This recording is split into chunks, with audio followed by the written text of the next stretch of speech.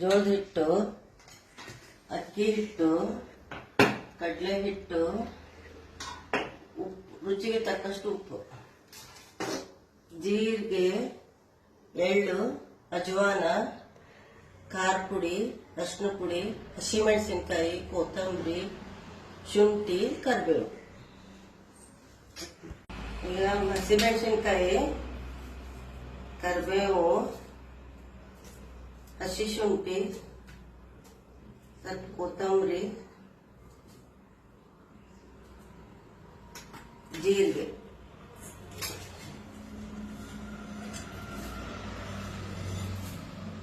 ಎಲ್ಲ ಮಿಕ್ಸಿಗೆ ಹಾಕ್ಬೇಕು. ಇದನ್ನೀಗ ಮಿಕ್ಸಿಗೆ ಹಾಕೊಂಡ್ ಬಂದೀವಿ. ಮೊದಲಿಗೆ ಅಕ್ಕಿ ಹಿಟ್ಟು ಹಾಕ್ಬೇಕು. ಜೋಳದ ಹಿಟ್ಟಲ್ಲಿ ಕಡಲೆ ಹಿಟ್ಟು ಹಾಕ್ಬೇಕು. ಆಮೇಲೆ ಎಳ್ಳು,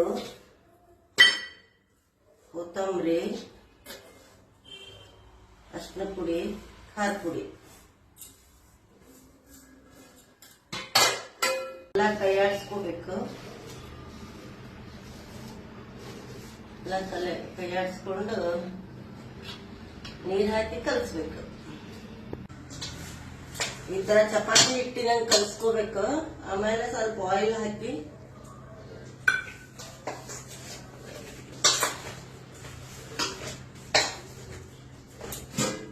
ಹತ್ತು ನಿಮಿಷ ನೆನೆಸ್ಬೇಕು. ರೆಸ್ಟ್.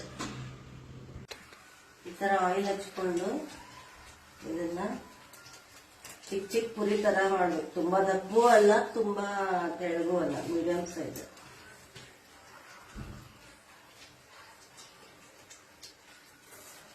ಸ್ವಲ್ಪ ಎಳ್ಳು,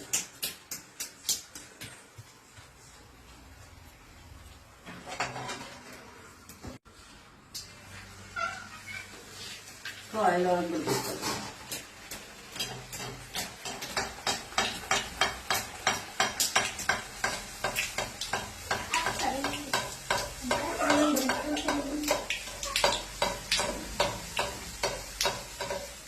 ಈ ಪುರಿ ಹಂಗೆ ಉಬ್ಬಿ ಬರ್ಬೇಕು ನೋಡಿ.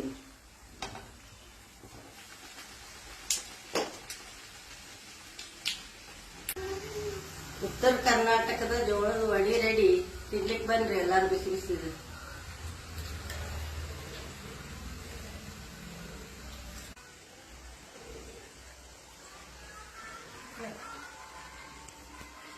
ಹೆಂಗದ ಅಗಸ್ತ್ಯ? ಸೂಪರ್.